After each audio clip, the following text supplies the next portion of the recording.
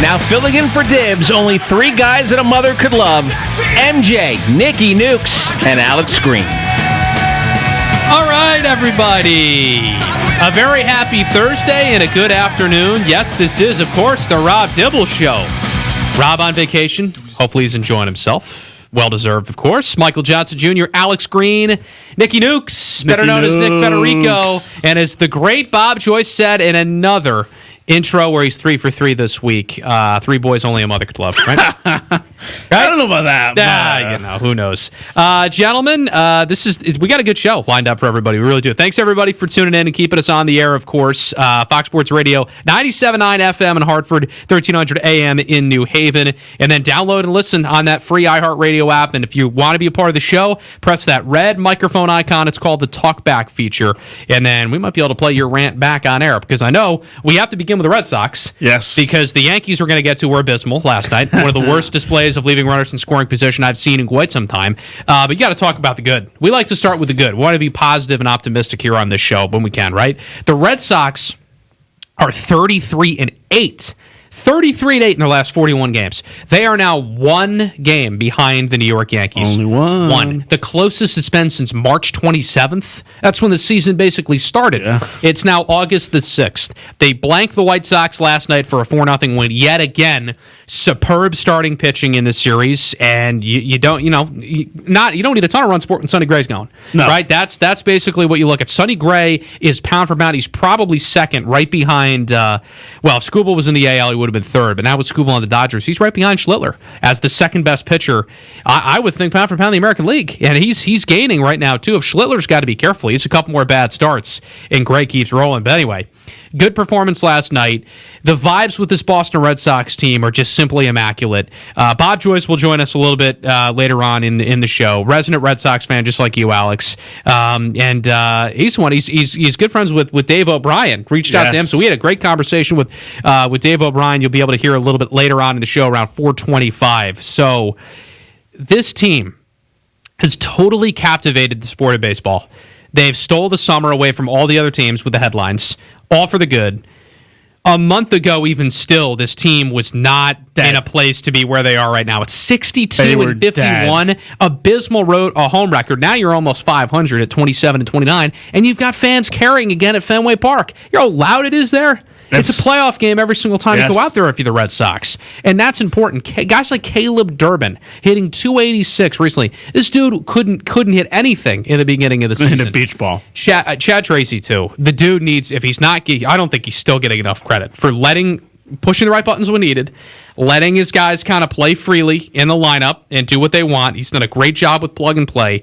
I mean, you got 33-8 in 41 games. You're doing something right. And Craig Breslow making moves. We'll see it when Adley Rutschman comes back. But when it's going right, it's going right for this Boston Red Sox team.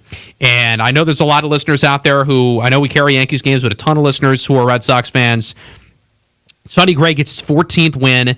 7 straight now for the Red Sox, so another win streak. And the most impressive stat I've seen in a long time, 9 straight series wins. That's a 114-year streak. Going back to 1912 is the last time the Red Sox did that. First opened. Yeah, which is amazing. 114 years ago, so pretty special stuff. Alex, I know you're on Cloud 9. Willie Abreu, 4 home runs in 3 games, too. Yes. Absolutely raking. He's got a red-hot bat.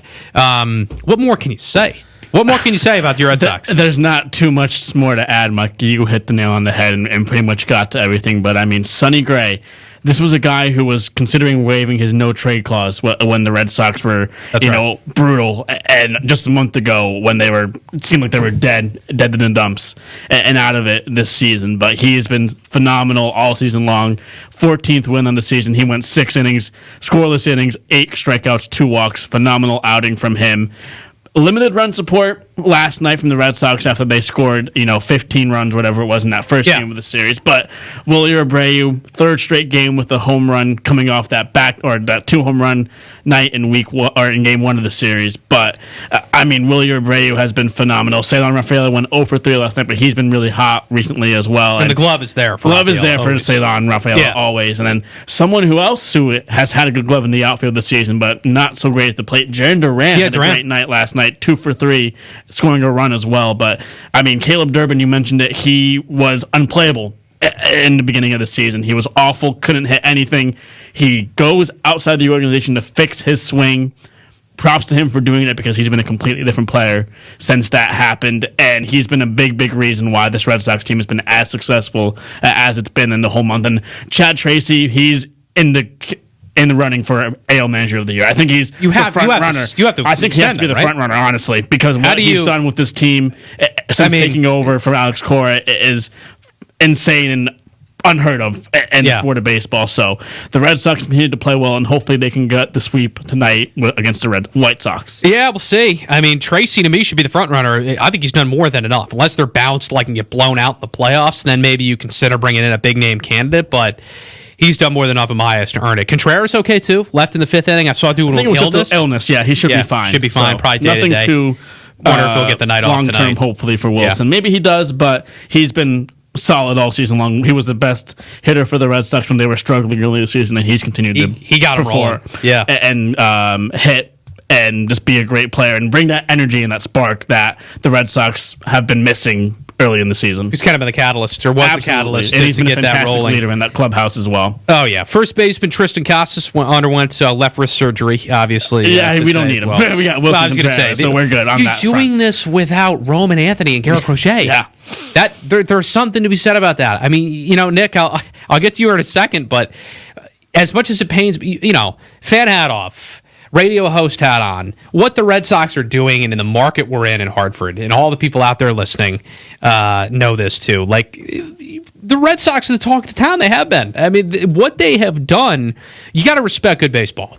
And when it's going right for you, it's going right for you. And that's whenever. You may have a little luck on your side. You're getting good pitching. You're getting good run production. It doesn't matter. Everything has been working during this stretch. And see if they can continue this series streak. I tell you what, Red Sox, Yankees, August 28th through August 30th. 4 games, because you got a doubleheader on that Saturday, is going to be must-watch baseball. That could be for second, or that could be for first in the division based on 3 weeks' time from now. So we'll have to see how that looks. Nick, I know it's tough as a Yankees fan. We'll get to that in a little bit, but we'll start with the positives on the Red Sox performance. But again, you get a good pitching performance from Sonny Gray. The offense, Wilyer Abreu's red hot. This Red Sox team is not cooling off by any means. So from a Yankees perspective too, every game's going to matter more, because for the Red Sox right now, they're playing still with a nothing to lose mindset. Correct. Yeah, you got to tip your cap as a baseball fan in general. Obviously, taking my bias out of it as a Yankees fan, the Red Sox, what they're doing over the course of the past month or two now, is simply historic. Like you said, dating back to when they originally stepped foot on the grass on the infield in Fenway.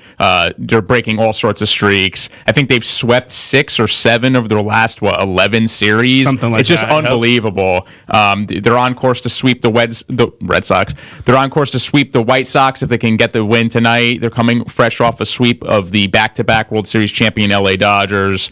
Imagine if you get the likes of Jarren Duran's bat going. I mean, pretty much they're firing on all cylinders. Duran's batting 200. He's making up for it in the outfield with his defensive metrics. But if he can get his bat going like it was a couple years ago, man, these guys are going to be scary. I think if they can continue to sustain this level of play, imagine when they get Crochet back. As I think Alex said, he's right around the corner. He's rehabbing. He started throwing, so there's been some positive updates on the Crochet front. And I saw something on Twitter today that if Crochet being used out of the bullpen makes him come back sooner and allows him to come back sooner, he's all for that, because he said, I've done it before, and whatever I can do to help this team win and help this team perform, and I'm not going to be have an ego and do all this stuff. If I can help the team and come back sooner and have my role be out of the bullpen instead of a starter, I'll do that if that's what it takes. So he wants to get back out there and join this team. It is just, I'm even scrolling, if you scroll through Twitter, you just see amazing historic stat after amazing historic stat. They're 25-3. This is the best 28-game stretch in Boston Red Sox history. They were 15 and a half games back of the Yankees. 41 days later, they're now 1 game back. 30-5 without, like I said, Cy Young runner-up and franchise player. And, they mentioned the series streak to 16-3 since the All-Star break. What more can you say about this Red Sox team? I mean, what they're doing, and it's not one guy. It's a collective. It's a different guy and every they single don't have night. a ton of star power. No offense, they don't. They don't have a guy that's like, oh, they got that dude I got to worry about. It's like 1 through 9. It's like, who's going to bite me tonight? Like, who's going to jump on me first if I'm the starting pitcher? Which one of these guys? Caleb Durbin punches you right in the mouth if you're Chicago with a grand slam in the first inning, and then you're already practically out of the game. Sonny Gray is just burying these White Sox hitters last night. Like, that's all it takes. And right now, teams are now starting to be intimidated by you if you're the Red Sox because you're playing really good baseball. It's like, oh, these guys are tough to stop. It gets into your head. It gets mental. It can affect the psyche and all that. And that matters too. And that's worth bringing up as well. But Alex, we sit here on August 6th. It's not really out of the realm of possibility that the Red Sox could win this division and catch the Yankees, of course, and get the second. A lot will hinge on Tampa, but you guys play, Red Sox and Rays will play each other again. You see where I'm going with this? Yes. Between now and September, and this could be first dibs question of the day, but I'm just going to ask it now. Do you think realistically the Red Sox can and will win this division? They can. Will they? Remains to be seen because, like you said, a lot of that hinges on how Tampa does. Obviously, the Red Sox and Rays do play each other one more time this season. That's going to be a massive series when it happens. But, I mean, look, with the way the Red Sox have been playing, there's definitely a chance that happens. I mean, we've talked about Sonny Gray in the starting pitching. The bullpen has been nails, absolutely nails.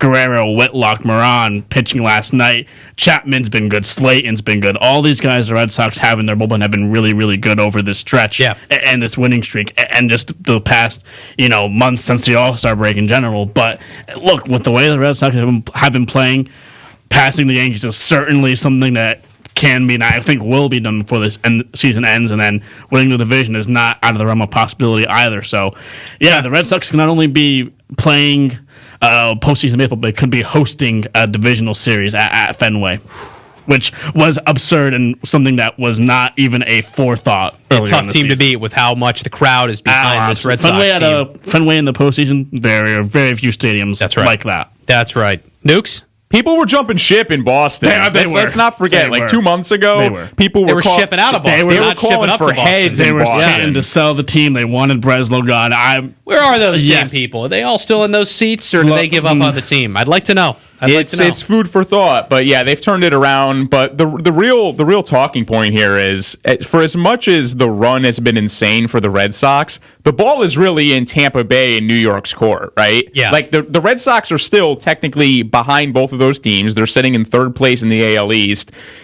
Whether or not Boston maintains this crazy pace they're on and can sustain that through the end of the season, that remains to be seen. Obviously, it's going to be hard. I don't think they're going to quite keep this exact pace, barely losing games. But the Yankees, the ball is in their court. Let's talk about the Yankees because they're a local market team. We're Yankees fans. We'll worry about Tampa Bay later. We have to chase them ourselves. Oh, yeah. The Yankees, you have to win these games. We have the series against St. Louis. You have a winnable game last night. Oh, sure. A series deciding game 3 at home. Got some weird stuff, by the way, we'll touch on later with the lights going out. But you have a delay. You get out there finally around 8:05 p.m.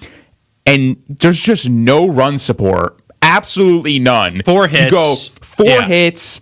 0 for 10 with runners in scoring position. That's early Red Sox type numbers right there. Oh, 0 for 10 with runners in scoring position. Multiple times, I believe, what was the bottom of the 5th inning? Ramos, the new acquisition, gets a leadoff double. You don't even move him over to third, let alone early score. Red What are we Sox doing? type stuff like right small there. ball doesn't happen enough. And it's a perfect segue, Nick. Let's bring up this Yankees game, and then we'll touch on the Mets because it's worth mentioning. They're trying to go for the sweep right now against, in their series against Cleveland. They already won a series. So the Cardinals win 3-1. And the runners in scoring position, to me, is just head-scratchingly bad last night. What are we doing? These at-bats are, and if Rob was here, he'd probably rip them too.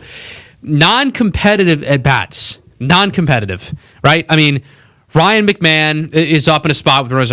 Dude, can we put better swings together, or like wait and not go down 0-2 early on in some of these counts? The same can be said for Jazz, whoever it was that was up in that scenario. At least Lombard Jr. again showcased the glove and got another hit. It's about the only bright spot fantastic. from that game. Only bright spot. Will Warren, it's not on him. I mean, that's 3 runs. Sure, you could maybe want to give up a little less, but It's manageable. It's manageable. And you, Nick, yesterday, I'm not blaming you or anything, but it may be a jinx. You did point out that Palante is nails on the road. Oh, yeah. And it shows. Stays undefeated. The Yankees couldn't touch him last night. And I'm sorry, that's a game you needed to win.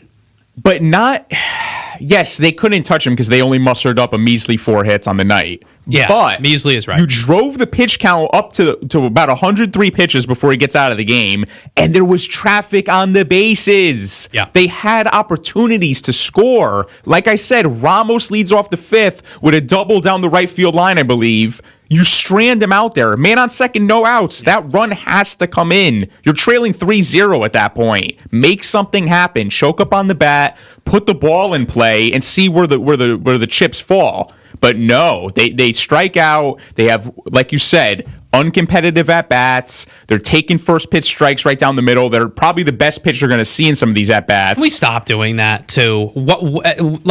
In Little League, my coaches would be to me like swing at the first pitch strike because that's probably a pitcher testing you, or like that's the best one you're going to get the entire at bat. Swing the bat. If you're the Yankees in this situation, you're now 4.5 back at Tampa. You're digging yourself a deeper hole right now, and Atlanta's not going to be easy. I know we got the big three going with Fried, Cole, and Schlittler. Yep, but Sale didn't win a Cy Young not that long ago, and still has some nasty stuff. Atlanta and Seattle come to Yankee Stadium for this homestand. You got to find a way to win both series.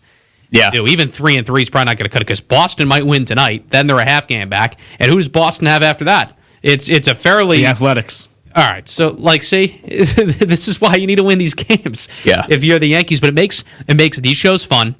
Because we've got all of us with our different interests. We've got split probably. Look, I'm new to Connecticut. I think the listening audience, there's a lot of Yankees fans, a lot of Red Sox. Yeah, definitely. So they're now neck and neck. It makes for a really fun, exciting summer when you're like, oh, what's going on? Well, their football's coming up, this and that. No, UConn will be coming up as well, of course. We get it.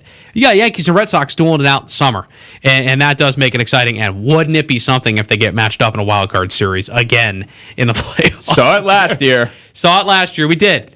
But see what happens this year, too. All right, we have to bring up the Mets. I'd be remiss. It would be very quickly to bring up the Mets. They get the win. Is it Jeffrey Yan? Is that his name? The reliever that's now jumping and like emoting after he gets strikeouts. Clown. We know Rob. Clown. Yeah, we know Rob.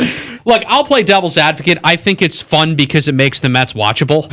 Because you've actually. I'm sorry if that's a little cruel, but it's true. Like maybe watchable on your Twitter timeline for about 20 seconds to see the emotes he's hitting. I'm saying like as a Mets fan, you're like, oh well, we got this guy who might come in like the 6th or 7th inning in one of these games. Give us something fun to watch. Beating Cleveland after the moves they made and winning currently in Game 3.